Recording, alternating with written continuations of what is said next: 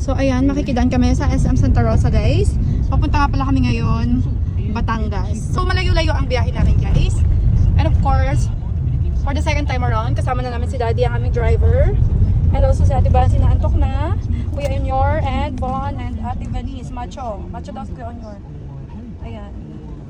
So seryoso na ang lahat guys. Medyo matutulog muna kami dahil mahaba-haba ang aming biyahe. See you po. Mga 3:30 daw dadating kami sa Batangas. So ang oras po ay 1:17 in the afternoon na. Okay, 1:7. So makikiraan kami ngayon dito sa may Greenfield City Binyan. Ito na guys, biyaheng-biyahe na talaga ang aming buong pamilya for today's video. Let's go! Saan na to dad? Papunta tayo na Calax. Makikiraan kami guys dito sa Calax. Ayan, sinasabi naman ditong Calax to eh. Welcome to Calax. Okay. Nakakaantok guys, ang hapon na ini. Hindi maano pa na. Pero syempre, ito nga pala ang second time celebration ng birthday since birth month pa rin naman ni Ate Venice, July ngayon.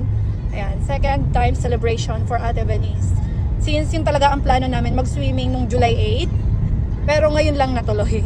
So, at least may 8 pa rin naman, July 18, di ba? So, let's go.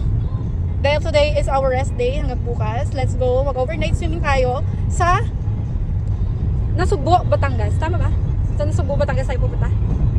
Okay, sabi ng aming driver na Nasugbo, Batangas, biglaan. Kapag biglaan guys, natutuloy since hindi rin makakanta si Ate Venice. Dahil hindi nga rin makapag-workshop today si Ate Venice sa Pen ay automatic cancel ngayon yung workshop. And sa kanyang voice lesson naman sa AOP ay nagpa-cancel din kami. Since kahapon pa kami nagsabi na masakit ang lalamunan niya, may sore throat. So sakto din na talagang magre-rest kami ngayon, magpapahinga para din medyo mawala yung mga stress ng aming katawan, ng aming mga mata, ng aming mga katawan at likod. So lahat kami medyo stress. Syempre sa buong pagtatrabaho full day sa mga nagdaang linggo, mga nagdaang buwan.